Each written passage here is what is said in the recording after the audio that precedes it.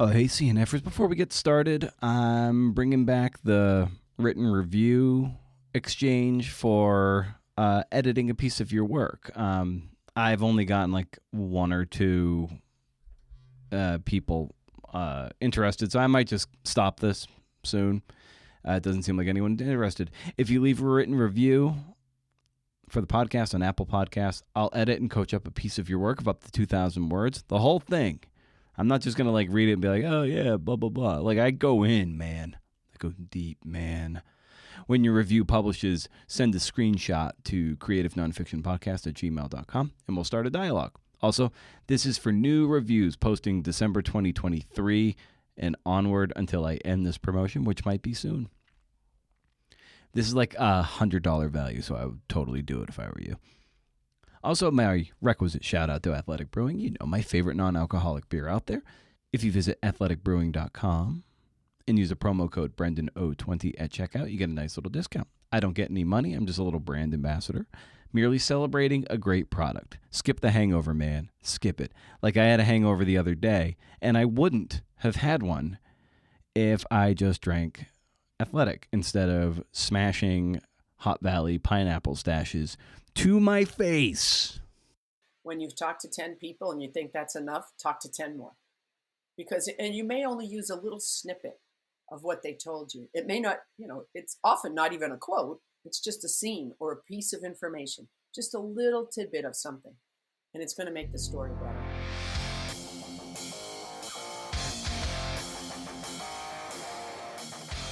Honestly, it's almost as much work putting together a paperback podcast as it is for doing a new one. That said, stirring up the leaves of past pods is good for business, as it were. Not that the podcast makes any money, but you understand. I suspect that if and when I find the time, I could see a new episode dropping on Fridays, and maybe a paperback pod dropping on, say, a Tuesday. That way things stay fresh. And the backlog is only going to get deeper, and how many people actually scroll all the way back? It's a good way to stir up the leaves. And I've gotten good feedback on the paperback pods. All right, you know the deal. Head to BrendanO'Meara.com for show notes and to sign up for the monthly Rage Against the Algorithm newsletter. Or don't. It's up to you. I like to think it's a newsletter that doesn't overstay its welcome. It's a newsletter that will always be free. You're not going to get bombarded with multiple emails from me. You're not going to be pressured into getting a paid subscription from me. It's just going to do its thing. Book recommendations, a little essay from me, and a list of cool things that always goes up to 11. First of the month, no spam. As far as I can tell, you can't beat it. Also, just be sure to subscribe to the podcast wherever you listen to your pods. See, it's not getting in the way of anything, is it? Or don't. It's totally up to you. I think I'm the only podcast host in the world who would so much as give you the option of saying no. That said, you totally subscribe. And we got a new Patreon member. I forgot to shout him out last week. Doing it this week. So allow me to give that shout out to Dave Flaws. Thank you so much. By being a paid member, y'all are helping with operating costs, among other things. The podcast will always be free, but if you find a few bucks worth of value a month, visit patreon.com/cnfpod and check it out. It's kind of a little burgeoning hive of creative nonfiction writers there. And people talk amongst themselves. It's pretty cool.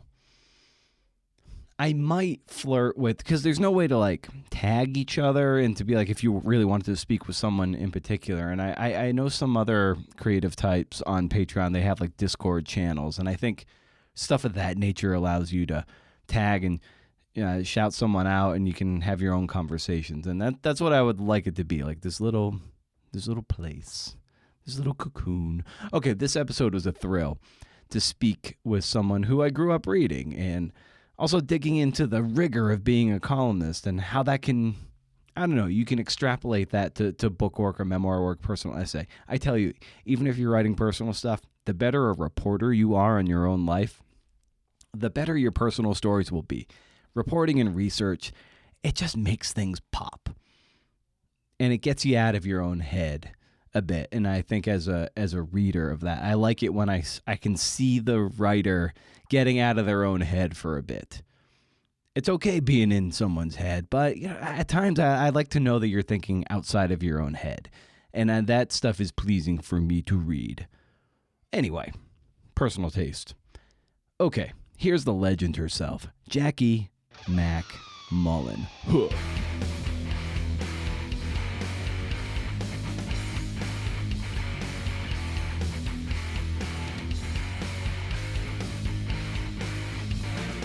As a reader early on in your life, the Globe columnist Ray Fitzgerald was a big influence for you.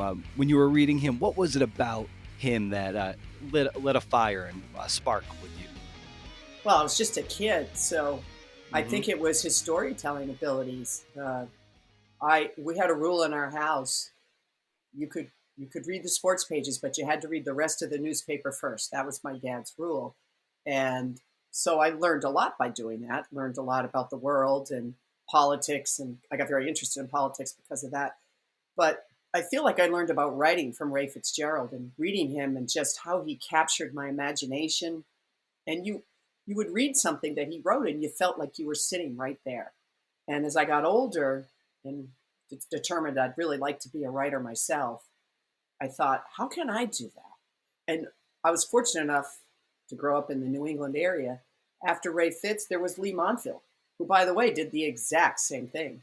Wrote about the human condition, wrote about the human personality. And he's a good friend. Unfortunately, I never had the pleasure of meeting Ray Fitz. He passed away before I got a chance to meet him. But Montville's one of my closest friends, and the way he could capture a scene and capture the pulse of what was happening, I thought, wow, how can I do that?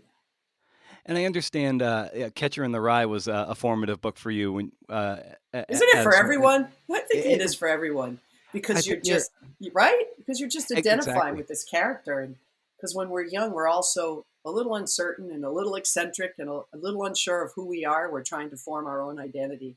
My son, who is not Yeah. in our business at all, and who actually, honestly, was as a young guy, not much of a reader, now all of a sudden is becoming one, and he reread Catcher in the Rye and said, "Mom, you're right. That's a spectacular book." But I guess it took him till he was 24 to really stop and think about it. I think before that, it was just an assignment in school.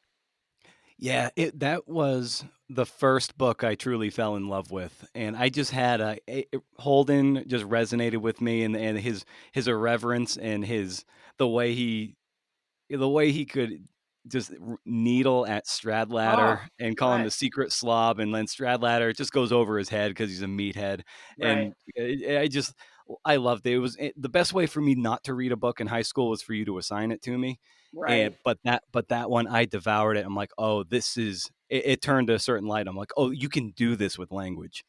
Well, that's it. And, my dad was someone that I admire greatly. He's 95, still alive. God bless him. Oh, Both that's of my great. parents were big readers, but my dad, whatever he was reading after he was done, I would try to read it. And I remember one of the ones I read was Winds of War by Herman Wouk. I think you say it Wouk. Is that how you pronounce Herman Wouk?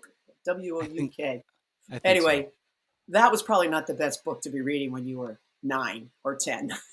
And I thought, and then I think there was a book by Faulkner around our house, and I tried to read that, and I was like, whoa, I don't know what's going on here. So some of it was a little over my head as a kid. Yeah, yeah, and I love that you grew up in Westwood. It must have been pretty darn special, given where you grew up to eventually, cut your not only cut your teeth at the Globe, but to thrive at the Globe. Oh, it was, I still tell everybody, I still can't believe it happened. I was a student at the University of New Hampshire. And back then, UNH had a great relationship with the Globe, mostly because of Jack Driscoll, who was the executive editor of the Globe, and had a great relationship with one of my professors, whose name was Don Murray, was a professor of mine at UNH and had a great relationship with Jack Driscoll. So UNH had an automatic spot with the Boston Globe every summer. So for me, it was not in sports; it was in the news side. But of course, I wanted to be in sports, so I would do my shift with uh, the news, but then I'd sort of hang around the sports department. And one of the other interns that summer was a gentleman named Ian Thompson, terrific writer, who worked with me at the Globe for a bunch of years, and then went on to the National, worked for the International Herald Tribune, worked for Sports Illustrated. Just a gifted writer who was so far ahead of me when we were both doing those internships, and he was the sports intern. So that's how I got my foot in the door at the Globe. And of course, you weren't supposed to be a graduate to do that internship program. But because I was playing basketball at the University of New Hampshire, I wasn't able to do these internships during the school year because I had basketball and it covered both semesters. So I was a little behind on my internships. So what I did was I deferred my graduation so I could be eligible for the summer internship. That was another Wow. professor of mine, Andy Merton, who thought that pretty smart. So, of course, by halfway through the summer, everybody knew that I actually was graduating because I just never left there. My shift would be up and I would just stay for hours on end just in case something came up, you know? Oh, I love that. And I love that you brought up Andy Martin because that was a note I made in reading the introduction to the Best American Sports Writing. I was wondering if maybe you could take us to that moment when you were a student at UNH studying under Merton and, trying to find your voice as a writer. Right. Well, Andy was a great writer in his own right, and but an excellent professor as well. And I was taking a magazine writing course, so I was a senior by that point, and it was a challenging course because I think Andy's feeling was, all right, the training wheels are off. Now you're going to graduate soon. You're going to hopefully go work somewhere to write. You have to know how to do this. And I would, write these features, and I would pass them in, and red letters, and send it back. Teach me something every time. Teach me something. And I thought, what the heck? But after a while, I understood what he was saying. The whole point of writing a profile of someone or a feature or a story is you want the reader to finish and say, wow, I didn't know that. I didn't know that. Wouldn't that be great every time you wrote something that someone would put it down after it was done and said, of course, now we're all online, but back in the day for me, it was newspapers. You'd say, wow, I didn't know that. So I spent my entire senior year trying to get one time where Andy Merton said, yeah, you got it. And it was actually a story about a friend of mine who was an ROTC at University of New Hampshire. I think her name was Mary Brady. She was a wonderful young lady. And Hmm. she was going to jump out of an airplane. And she was terrified. And that's what I wrote about. And that's the one that finally got me to pass the test. Andy Merton finally gave me the thumbs up. Oh, that's great. Embedded in that, of course, to get to that moment where you might be teaching someone something that they didn't already know about someone who might be a fairly prominent figure. Right. It's like what you've harped on in a lot of conversations you've had with other people is that you got to spend a lot of time and You you got do. to make the extra phone call. That's right. And actually, I'm in the middle of doing a piece on Trey Young right now of the Atlanta Hawks. A very successful young guard who just so talented. But I'm knee deep in this story. I've talked with high school friends, college teammates, old coaches, his parents, and I have learned so much about him. And I'm going to talk to Trey this weekend. So I feel like now I'm armed and ready for him. I love I love that kind of legwork of, you talk to someone and you're like, well, can you give me maybe like three, maybe five more people to call? And then you just kind of start building a mosaic. And Hmm. it's really one of the more fun parts for me. I'm not crazy about cold calling and everything, but once I get going into the interview process and digging into people and really getting them to speak in terms of scenes and what things mean, it really is where the juice is for me. And I wonder maybe 100%. Yeah. where's the juice for you? No, it's 100%. I always tell people when you've talked to 10 people and you think that's enough, talk to 10 more. And you may only use a little snippet of what they told you. It may not, it's often not even a quote. It's just a scene or a piece of information, just a little tidbit of something. And it's going to make the story better. The problem is that sometimes you interview all these people and you may interview them at length. And then when the story comes out, you've only used a little bit of what they told you. And sometimes people get bummed out by that. That's the only drawback. Right. Yeah. Because sometimes they're like, you spent an hour with me, but you only used that one little, you Hmm. distilled everything I told you into one sentence or something. That's right. Yeah, yeah. I was talking to Pete Croatto, who just published his first book, From Hang Time to Prime Time, about sort of the '80s NBA when David Stern was taking it to the next level, Right. and he's very much like that. Of maybe you read an entire book, but it takes a little labor to do that. But in that book, there might be just one little thing that you found that little, you were panning for gold and you found that nugget, and it's just like, oh, that just made everything so much richer. There you go. That's it. And it doesn't always happen. Sometimes you do a story and you just bang your head against the wall and you just never, or someone you call, you can't wait to talk to because you think they're the ones that are going to flush it out for you. And it turns out that's not the case at all. And then some people that you maybe weren't even sure was worth calling, they turn out to be the one. You just never know. Right. Have you ever found that over the course of like making, these dozens and dozens of calls sometimes, that it can be easy to productively procrastinate by just saying like, all right, I'll get to the writing, but I need to make Oh gosh, another call. yes. I'm guilty of that. Ask my editors. They'll always say, "Are you done?" I'm like, "Well, there's a few more people I need to call." And they're like, "No, no, no. We need you to start writing." So, guilty as charged on that. Right. And I love that you wrote that exceptional writing transports us on journeys we never imagined, immersing us so thoroughly that we actually taste the dust. And I, when you're reading something or when you're doing the reporting, what's the, how are you getting to that moment as a reporter to really put us there, so we are smacking our lips because there's dirt in our mouths? Right. So, I used to be a little more subtle about it. Now, when I interview people, I just ask them so many questions. And I can tell sometimes, they'll tell me a story and I'll say, "Well, I want to go back to that story for a minute. Where were you? What were you wearing?" And then I say to them, "Forgive me, I'm a details person." And then they tell me, some more, and I'll say, "Okay, thank you, but I'm going to ask you some more. As I mentioned, I'm a crazy details person." And then they kind of laugh and they go along because details. And I learned that from Susan Canavan, who was the editor of my book When the Game Was Ours, the book that was about Larry Bird and Magic Johnson and their relationship. She was just a terrific book editor. She's the one that said to me, "Details, give me more details." And I learned a lot from Susan. Those details are so telling and so beautifully illustrative of a character.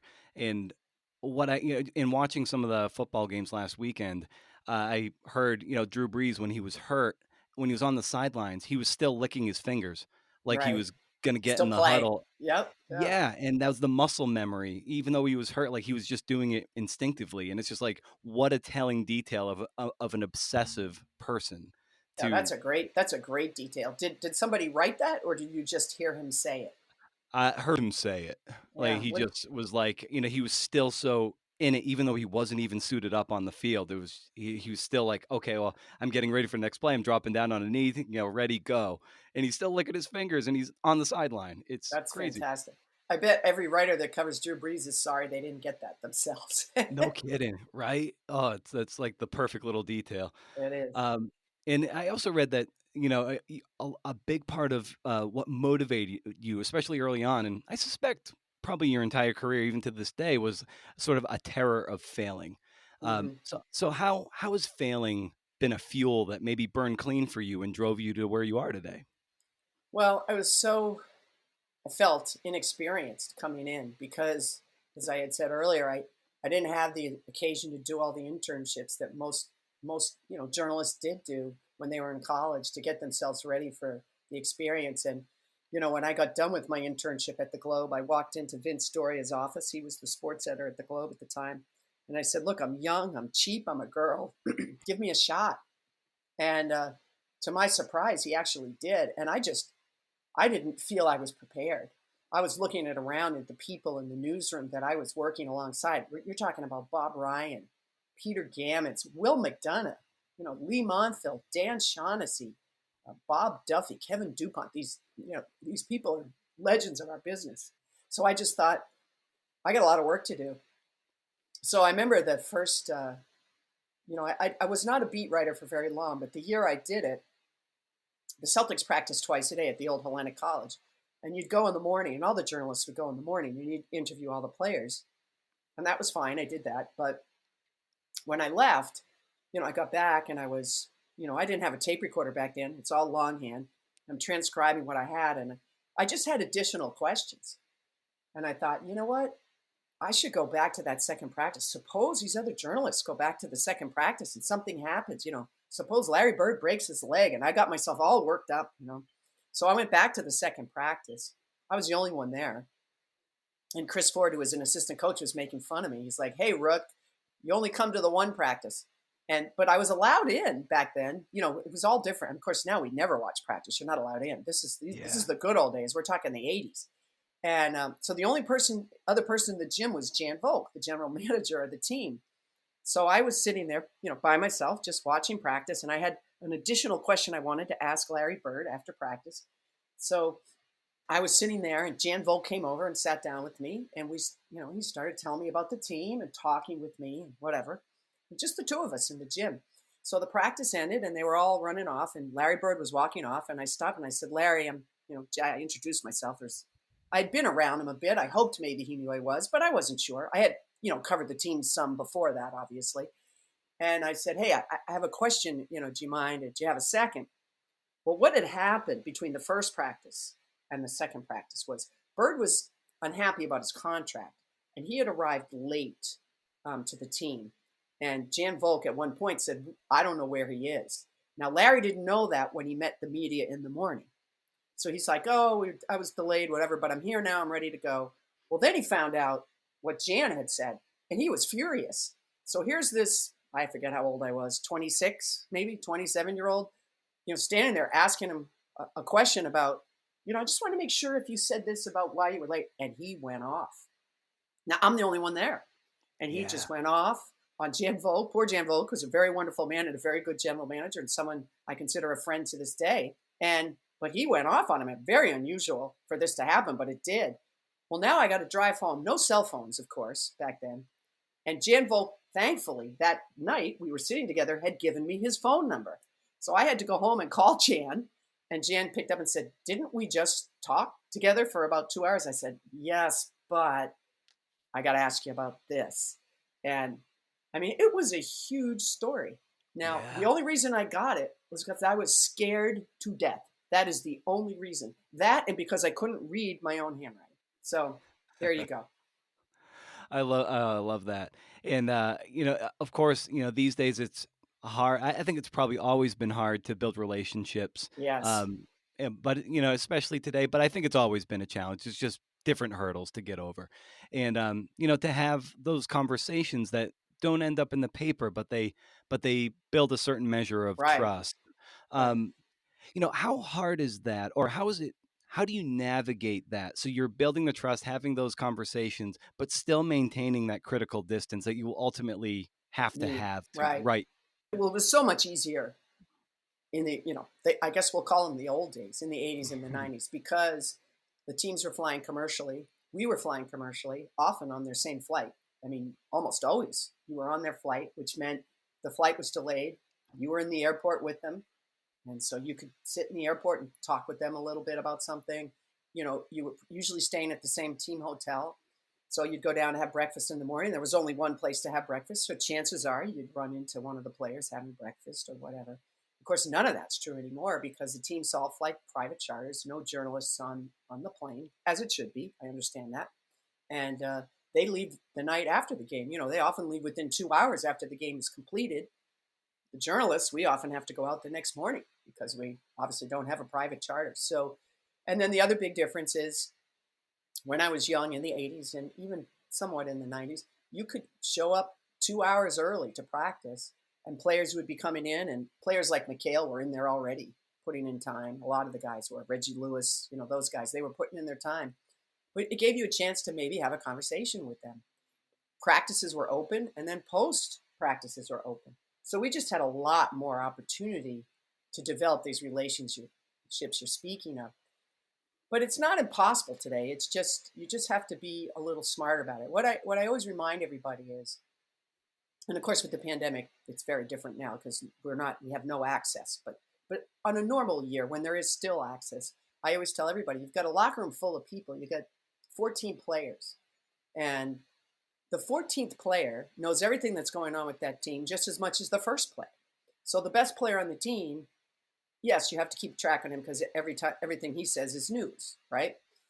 But if there was something you wanted to know about, if there was something that happened that you wanted more details about, the 14th player, even though he may never play, was still there. And so I always tell people, like, don't make the mistake of going into a locker room and focusing on the same 4 or 5 people all the time. One of the reasons I have such a great relationship with Rajon Rondo is his rookie year when he wasn't playing. I used to talk to him all the time. I thought he was super interesting. He was different. He was frustrated because he wasn't playing, and oftentimes when I sat and talked with him, I didn't use any of it. It just enabled me to get to know him. And when he became, Rondo of 2008, who helped the Celtics win a championship, I already had a relationship with him.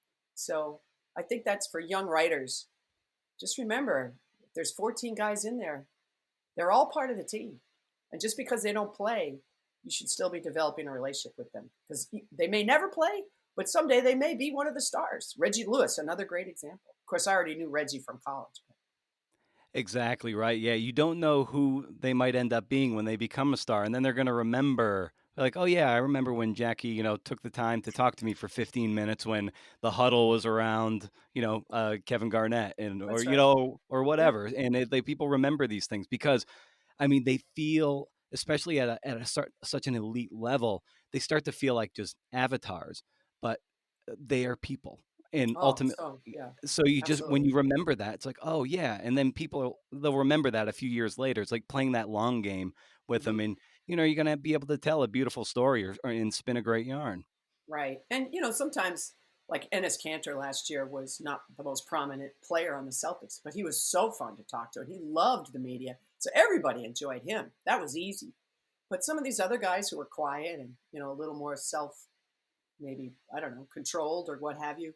And some of the best stars, they don't like to share much either. And so sometimes that's a long game. I think I spent 3 years getting Patrick Ewing to actually trust me. I think it, honest to God, took 3 years. I would go into the Knicks locker room and it would be pregame because back then pregame was allowed. And he would immediately see me and go, no, no interviews. I'm like, no, no, no, I'm not here to talk to you. And I'd go and I'd sit with Allen Houston or someone else and, shoot the breeze with them. And I did that, honest to God, I think almost for 3 years before he finally, when I walked in, he'd smile and say hello and we'd shoot the breeze. And then Yeah. finally, after 3 years, I said, hey, come on, let's do this. And, it was one of the ones that I appreciated the most because I know how private Patrick is, and his story, with as it relates to Boston, is not an easy one. He went through a lot here in Boston. People when he did not choose to go to Boston College, people, did horrible things, held up signs at his games, and Patrick can't read, and just horrible racial Ugh. things, and he went through a lot, and so I can understand why anyone from Boston made him a little nervous. But I would count Patrick among all the players I've ever covered is someone that I have a great relationship with to this day. And when you're developing these relationships too, and then you sort of spin off and say co-write books with, say, like Shaquille O'Neal or Right, right. Larry and Magic, like what Mm. is That's a how does slippery slope. Very right, slippery. Yeah. yeah, how did you navigate that terrain? Well, it's not easy, and I was fortunate with the game with ours with Larry and Irvin. They were retired, so I wasn't Yeah. covering them anymore. It made a huge difference because it's difficult to do otherwise. And I have probably. I mean, I don't think I wrote anything horrible about Larry, but in the past, I had to write things that maybe were difficult. That was true with Shaq as well. In fact, Shaq mentioned it when we ended up doing the book we did together. It was his final season in Boston, and we didn't know that at the time. He was planning on playing longer, but I don't know if you remember, he had a horrible Achilles injury that ended up he had to have major surgery on. I kept saying to Shaq, like, we're doing this book, but it has to be separate from how I would talk about you or write about you as a member of the Celtics. And so what we decided was I just wasn't going to cover the Celtics. It just made sense. And so I didn't. That year, I really did not write about them and didn't write about Shaq at all because I was in a business relationship with him. It's tricky, very, very tricky. Yeah, yeah, I imagine that's got to be tough because then once that sort of the the partnership is over, like how do you then go back to being the reporter who can be critical of him, Right. in that way that Well, you've yeah. yeah, but it's interesting because I've done a bunch of books now, I guess, and some of the people you can't. It's difficult, but some of the others Like Gino Ariema. I did a book with Gino Ariema. I don't really cover women's basketball a lot, although I love it and I follow it closely. But we don't. I wouldn't say we have much of a relationship. I don't mean that in a bad way. The relationship didn't continue so much. It did in the beginning afterwards, but then over time, I'm covering the NBA. He's doing what he's doing, and so we kind of went on our way to some degree. So it doesn't always carry over, I guess. Irvin was great when we did the book, and but he's done a lot of projects since, and when I see him, it's fantastic. And he I did an event with Irvin and Larry before the pandemic, probably about a year and a half ago. They did a private event, and I was the MC. And that was a lot of fun, and he was thrilled to see me. But I don't talk to him regularly, so it doesn't always turn out that way. There's the NBA writer Ben Cohen for Wall Street Journal. He when I had him on the show and his book The Hot Hand came out, he told me this great anecdote of catching Klay Thompson like coming out of the locker room and walking to the bus, and it was like about a 10-minute conversation. It ended up being like one of his better pieces, Right. and he got on a plane, goes to Oakland, and only for this he knew he'd probably have about a 10-minute window to catch him at this one particular moment. And when you were talking about just kind of beating the pavement and trying to find the ways where you can actually Right. catch them when other people can't, that reminded me of it. And it's like, okay, that's the hustle. That's like the Yeah. 21st century hustle, right? Yeah, and it's difficult. It's funny you mentioned the Warriors because they, for the most part, Clay, Steph, Draymond, they were pretty good. They really, and Durant too, for that matter. And I did a story. Was it last year? I think it was the year before, and it was all about you know closing out games and what your mindset is when you're trying to take the big shot, the last shot. And I wanted to get Curry and I wanted to get Durant, and they were in Washington D.C., but there were just too many media there. So then they went to play Boston, and they were practicing at Harvard, and it was a Sunday, and so there were just a lot less media there that day. And I remember because my husband was running; he was meeting me there. I forget where we were. We must have been staying in the city or something. He was running to meet us, and so he came in, and Kevin Durant's like, "Who's that?" I go, "That's my husband." So he's like, "Did he run here?" I'm like, "Yeah." And so that, for whatever reason, was the icebreaker. And Durant gave me a great interview. But that Curry interview at Harvard was the best interview of the whole story. And it was him talking about how when Kyrie hits that big shot in the finals, when it's Cleveland versus Golden State, that Curry's like, as much as I shouldn't have done this, in my head, I'm like, I got to come back. I got to make this. And he took me through the blow by blow of what he was thinking and why he did what he did. And of course, he missed it, as people will probably remember. So that day was just the right atmosphere. It was a Sunday. They were done. They were at Harvard, not a place they normally are. They weren't in their home gym, so they could sneak off. You know what I mean? It was just sometimes you just got to get the right feel. Now, there are times I've flown to a city to interview someone, and I'm there for 4 days, and I don't get what I need. It happens all the time, actually. Hey, who are some of the writers, coming up maybe mid-career or even the ones coming up, coming up to mid-career that are you're reading their work and you're like, "Oh, wow, this is some good stuff, and this makes me optimistic about the future of sports and sports journalism." Oh, there's a lot out there. Kevin Arnovitz, I guess, isn't super young, but I just think everything he writes is terrific. And I actually chose one of his stories for the best American sports writing. He wrote a story about the Kings executive Jeff David, who stole just millions from the Sacramento Kings. It was just an incredible story, and so he's someone I see it. I like Ben Cohen. You mentioned Ben Cohen. I like reading Ben's stuff. There's a young guy, Logan Murdoch, who just went to the Ringer, who I think has a really good eye and has some really interesting thoughts and mixes music and sports. And I could name a ton. I'll leave somebody out, but Right. there's a lot of great writers out there. Yeah, and speaking of best American sports writing, when you were given, the pile that's been curated by Hmm. Glenn, and that's in your Right. lap, what, take us to that moment of having to, okay, you're making the starting lineup, and and you guys aren't. So like, what Hmm. was the calculus you were going through as you were reading those pieces? Well, the big thing everyone should know is when you get the stories, there's no byline. So you have no idea who wrote them. I don't know if people know that. But so when I get the stack of the articles, I don't know which publication they're in, and I don't know who wrote them. Now, obviously, in the case of Kevin Arnovitz, because that story was so spectacular, that was one I had flagged. I mean, I knew a year ahead of time I was going to do this. So I flagged that story over the course of the year. So I knew exactly who wrote that story, and Glenn loved it as much as I did. So that was a slam dunk, right? Another case of that was Elizabeth Merrill, another colleague of mine from ESPN, wrote this amazing story about Shelley Pennyfeather, who was a great basketball player at Villanova and ended up becoming a cloistered nun, and how her mother would only come to see her once every 10 years. And she writes this incredibly poignant story about Shelley Pennyfeather and the choices she made in her family, and the fact that at this 10-year visit, her mom, who was, I think, in her 70s or 80s, knew that this was probably the last time she might ever see her, you know? And so that story, when I read it in real time, I'm like, well, this is amazing. And then there was another story on Venus Williams in the New York Times Magazine. And I didn't remember who the woman was that wrote it. It's Elizabeth Weil. I hope I'm saying her name properly, Weil. And I read that over the course of the year, and I thought, wow, that's a great story. So when I read that again without the byline or the name, I already was familiar with that. But in most cases, even if I had read them before, I wasn't exactly sure where I read it, who wrote them. So that I always makes my conscience feel a little easier, if you will. But I will tell you a quick story. So Bill Plaschke from the LA Times, who I think is the greatest columnist in the country right now, just terrific. And he's a good friend of mine. We were on Around the Horn together. I adore him.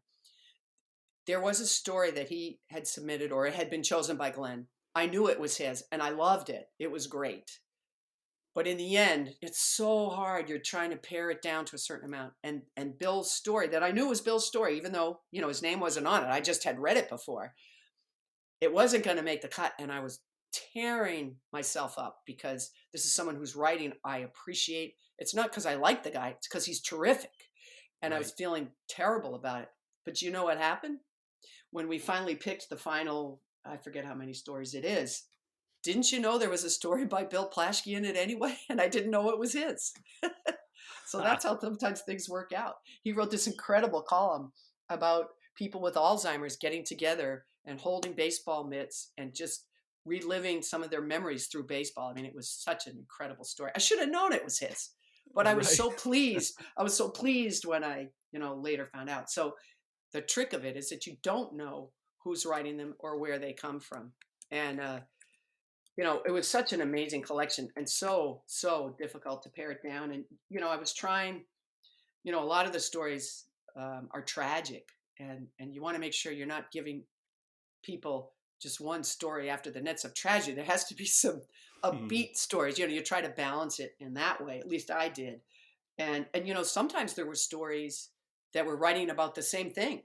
And that was kind of interesting. So you had to, let's say 3 people made the finals of, there were 3 stories about mountain climbing and the tragedy that can happen when you're, climbing to the top of these world-class mountains. And so then my charge became, and again, didn't know who any of them were. And in the end, I ended up picking Joshua Hamm's story, Chaos at the Top of the World, which was in GQ. And the other 2 were fantastic, but this just, you had to pick, you couldn't have all 3 of them in, right? Yeah. So those are some of the things that I wrestled with. Would you say that when you were reading these, your barometer, in a sense, took you back to what Andy Merton told you about, Sure. teach me something? Yeah, the problem was all of them taught me something because they were all terrific and they were all so well written. And the subject matter just would blow you away. Like one of the stories I just could not believe it was called The Bicycle Thief. It was by Stephen Leckert, and it was from Chicago Magazine. And I think we were worried that we couldn't include it because there might have been even some, proprietary issues. But this story, you couldn't make this story up. What this guy did, he was stealing money from banks on a bicycle, but he wasn't the first bank he stole the money from. He threw the money away. I mean, it was just the craziest story. So the thing that I realized as I started going through these pieces was, most of them were not a profile of LeBron James, or a story about Aaron Rodgers, or a story about, Gordie Howe, or, it wasn't like that. I mean, the two stories that really just still haven't left me. One was about a prison, the Angola prison in Louisiana. It was just the most brutal story. And that was a story when you referenced talking about tasting the dirt. John Griswold wrote that. And it was, oh my goodness, it was unbelievable. And it's about a prison rodeo. And it just like haunting. And I still think about that story a lot because he really brought it to life, and the just the darkness of the whole thing. And then the other one was it was about shooting a tiger, and it was by Brian Burrow. It was in Vanity Fair, and it was about this village and this tiger who had been pushed out of its habitat by all the the development in its area, and had killed some people. And so I'm reading this piece, and I'm like, oh yeah, well they got to kill this tiger. And then I'm like, oh no, no, they got to save this tiger. And I went through this piece and I changed my mind about 5 times about what should happen to this tiger. I mean, if that's not good writing, I don't know what is. Yeah, that's very much like Orwell shooting an elephant too. The echoes of Right. that. Yeah, Mm-hmm. and the yeah, what I've found of late, I think a lot of people, especially maybe younger reporters and writers who want to do this kind of thing, I, th- I think there's a maybe a lack of rigor when it comes to reading, and Mm-hmm. some people just don't know, like, how do you come up with a good story? And the fact of the matter is, it's like when you read a collection of this nature, it starts tuning your antenna to different frequencies, Mm-hmm. and you realize, okay, oh, these magazines are publishing this kind of story. It's not just like the New Yorker or Right. or Outside Magazine. There are these other little things, and you start like, okay, I can look there, I got to read these things, and then you're starting to see that there's stories everywhere. You just got to be willing to kind of to pound the pavement, as I've heard you say. Yeah, and I think too sometimes you have a story and you think, well, this might be okay, and it turns out to be more magnificent than you could ever imagine. And sometimes you say, I want to do this story, and it just turns out to be another story about another athlete, and that's always disappointing when that happens. And but when you can sink your teeth into something different, and look at it differently, and try to get inside the mind of he or she that who are performing. I mean, one of the other stories, my goodness, was about a woman who was going to end her life because she had this terrible affliction and it was, oh my gosh, takes your breath away. Now, who would ever think about that? And I've never written about mountain climbers. I've never written about people who track tigers. I've never written about rodeos. I've never written about a significant amount of things that were in this collection. And you wrote too that exceptional reporters will continue to generate captivating stories, and superb writing will live on. And I loved hearing you, well, like reading that. And so for someone who's been doing this for so long and is still doing it at a high level, and reading the amazing stuff that's coming up the pipeline, where does your optimism lie in terms of what we see, what we're hearing, and what we're reading? Well, because this collection proves it. There's just so many talented people who are curious. I wonder why that happened. I wonder what that's about. And the curiosity and combined with their own imagination will take you places that you would never consider. And those are the stories that most of us like to read. I mean, that is one of the remarkable things I think about this collection. Other than Venus Williams, I'm trying to think if there was anybody in this collection that people have heard of. Seriously, I'm going through it, and let me go through it right now. I mean, I don't think so. I mean, if you've heard of Shelley Pennyfeather, God bless you. I've heard of her because I'm a women's college basketball fan. But I'm going through this. I don't believe there was any major. We were writing about grandmaster chess people, writing about people with Alzheimer's, writing about. I mean, just go through the list. An Olympian that didn't even come close to medaling, and that to me, I like that. You know, I like that. It works for me. And what's encouraging about that too is those are the people you can get really good access to. Right. Oh, yes. Yeah. That's the truth.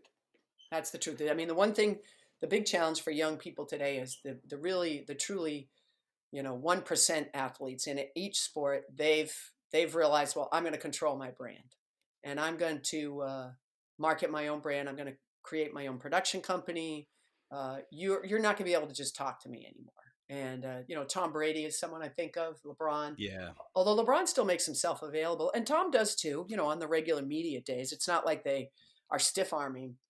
But there's no, you're not seeing as many long form pieces about either of those guys because they, in fairness, they've got their own image. They've created their own image. They've created their own production companies.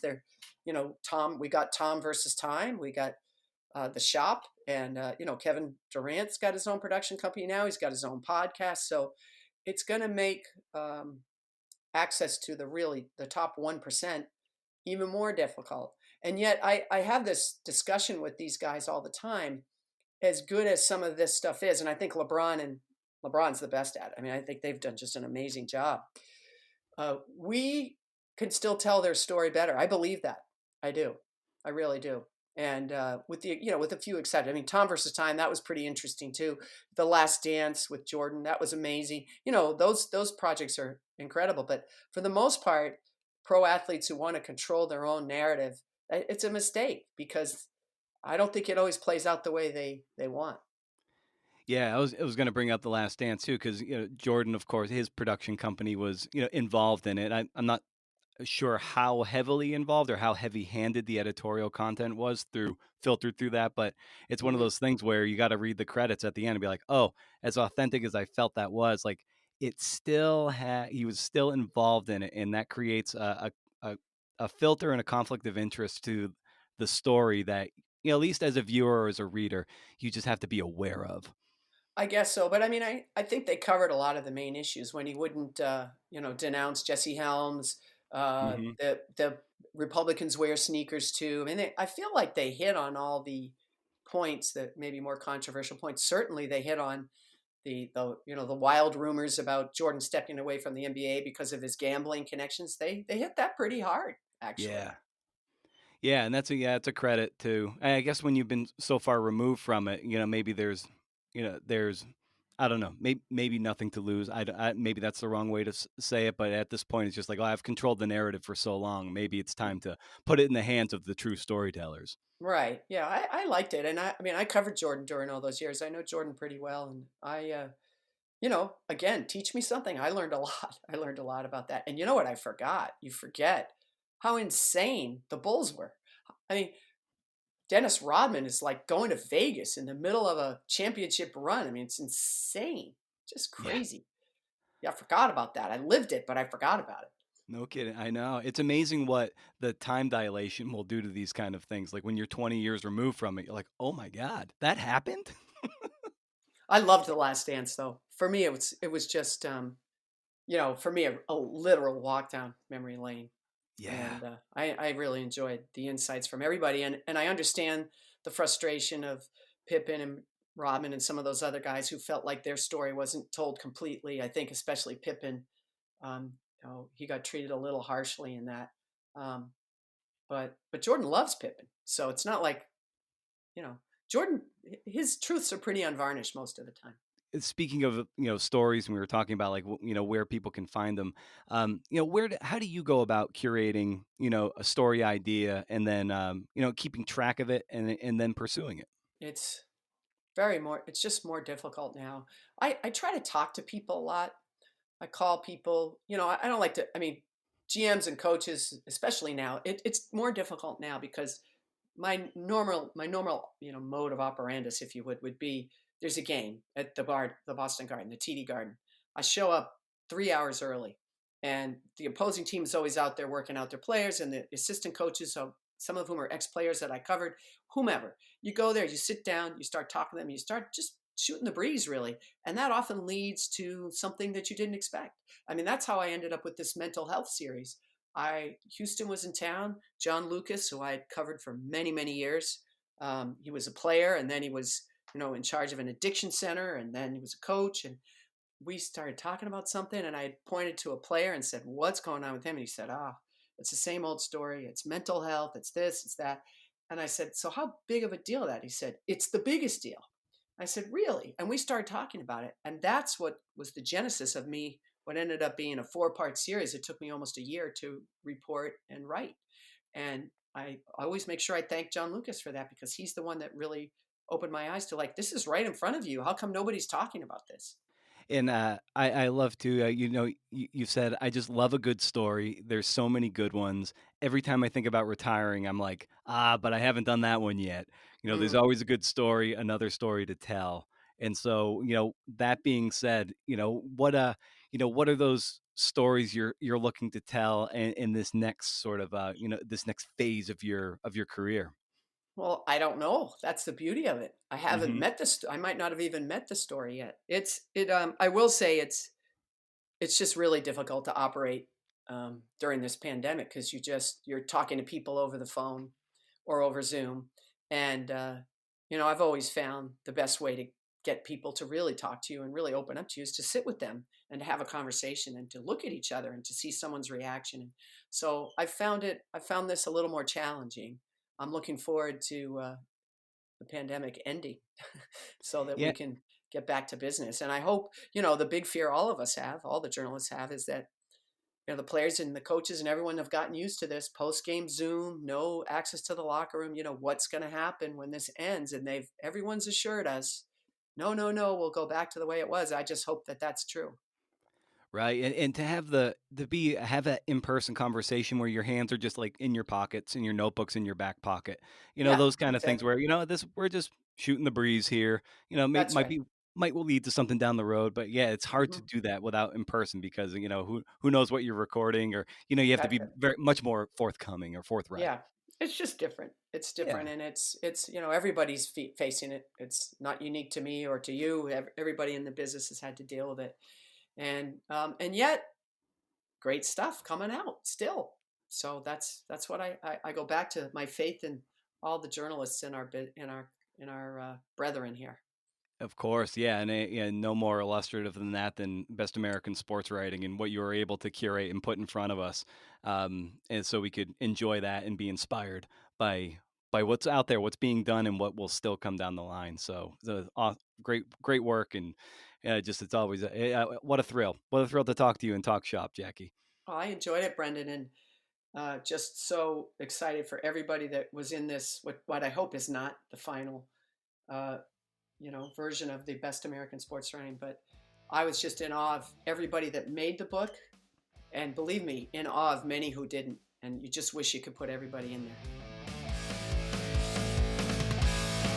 All right, that was cool. That was nice to revisit. That was great. I love Jackie Mack. Paperback pods don't get parting shots. It's just the way it is, man.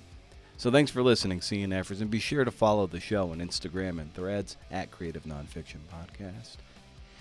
And subscribe. Oh, that's the word, isn't it? Subscribe to the long-running Rage Against the Algorithm newsletter. People have been bailing on it a bit, and that makes me sad. Also, visit patreon.com/CNFpod and see if you want to further enrich your writing with the community we're building over there. Okay? Very nice. All right. Stay wild, CNFers. And if you can't do, interview. See ya.